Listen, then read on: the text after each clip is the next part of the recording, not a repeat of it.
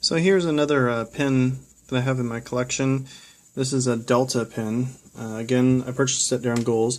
It's a Vento, I think is how you pronounce it. I don't know if you can see it or not there. It's going to be kind of like, see if we can get it to focus. I guess it'd be kind of like, I don't know. There you go. So that's what it looks like. Sorry about that. It's an Italian-made pin. It really is, I think, a really beautiful piece. Again, it kind of has that understated feel about it. You can kind of see right there, there's the top of it. Now this is called casing. It's kind of like, I don't know, they say it's kind of rare, but it really is just a plastic that they make, and it takes a very long time for them to do it. It has to do with the curing process, and it could take up to a year for them to manufacture this particular product on the pin. And essentially it's cure and on the top, and then everything else is just kind of a resin that they used. I had bought this pin again at Drum Ghouls, but they have trunk shows that they do there, which I think is a great thing if you ever get an opportunity to go to one of those. You get to meet the rep who usually handles the line. They've done them for Delta, obviously, and Visconti, and Pelican had one not too long ago there. Again, this is all done at Drum Ghouls, and it's a certain day out of the week that they do it. So, I mean, if you have the opportunity to go and check it out, I highly suggest doing it. It's great. And it's also a great way to get a pin. Like this particular one was either a demo or whatever that the guy had, and they sell for about $340. I've seen a few as high as $420, but I think that's kind of like really not a right price. So you should be paying about $340, maybe $360 in a brick and mortar store for this pen. I think I paid about $185 for it. I know I paid under $200.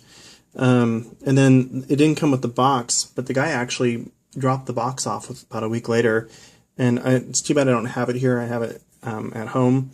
But it is a really cool looking presentation, the way it's, the box flips out and everything. You probably could find a video on it out there. This kind of started my whole pin collection.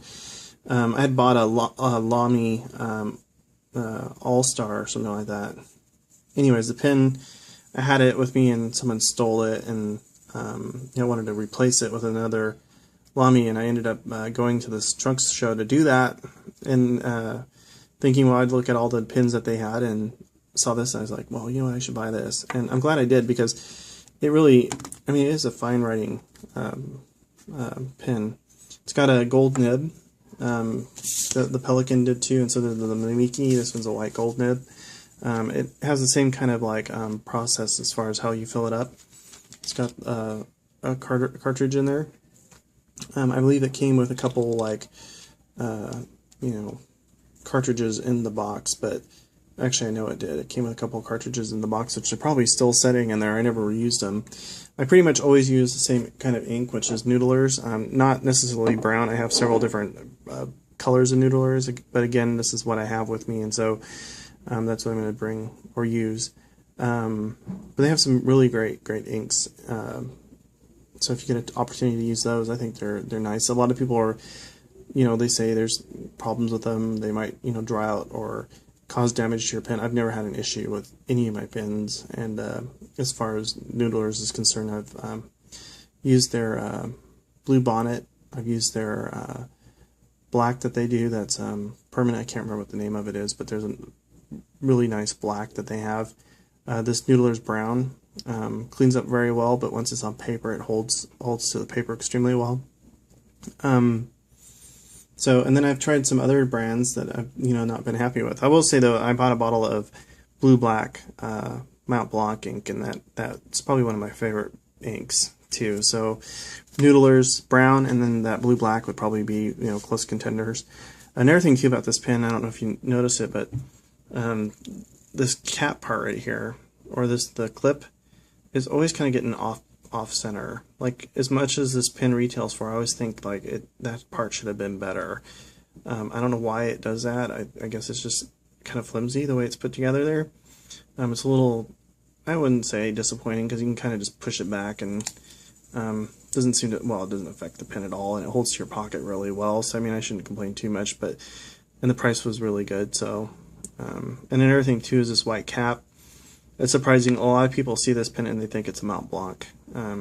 It's in the same league, I think, as a Mount Blanc. But you know, they see it and they think, oh, you know, it's a Mount Blanc, because that's, I mean, everyone recognizes that name. Then I tell them it's an Italian pen Delta, and it's, in my opinion, better than Mount Blanc, which, you know, it doesn't really amount to much, but my opinion. But anyways, here, I'll go ahead and write with it so you can see it.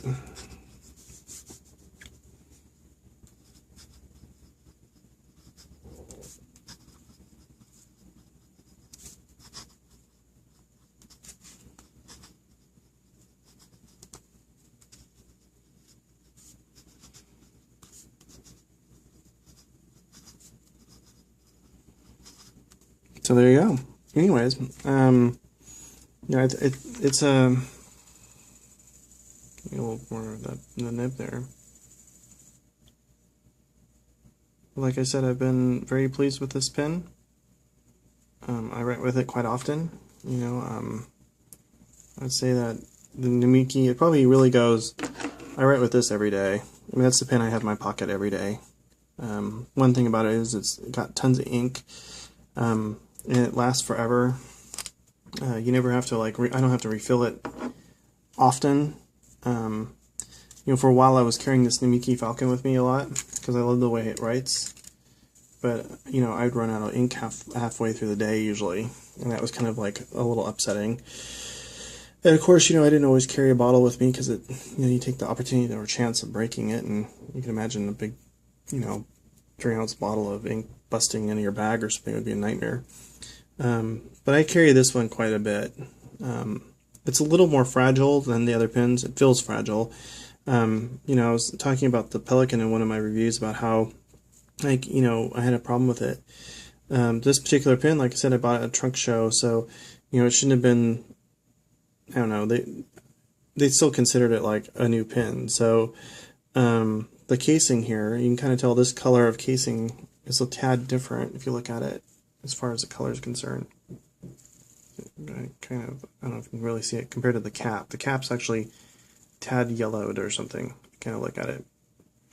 But anyways, I guess this stuff can be very acceptable to, like, humidity, and if it dries out, it can crack. So I had an issue with this banding cracking, and I sent it off. I took it back to Drum Ghouls, and they paid for the shipping there, and they paid for the shipping back. I don't know, I think the company did, Delta did. And then they replaced this for me.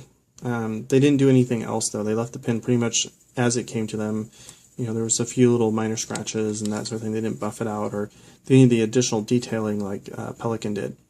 But I was still, you know, pretty happy with it. I mean, I shouldn't even say I was pretty happy. I was happy with it. I mean, I didn't expect them to do it. I didn't even expect Pelican to replace the cap on my pen or buff it out. So you know, the fact that they fixed it for me, I was happy. And then I think the pen came back in about 8 weeks. Took a little bit longer to get done, but they did it for me. So, and I also talked to them about this nib a little bit and how to clean it. And they went through a process of, you know, emails and things, and showed me how to remove the nib and clean it.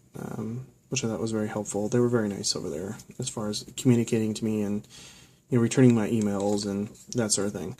So anyways, again, you know, it's a Delta via Vento, I believe is how you pronunciate it, and it's made in Italy, and fine pen. Highly recommend it. Thanks for watching.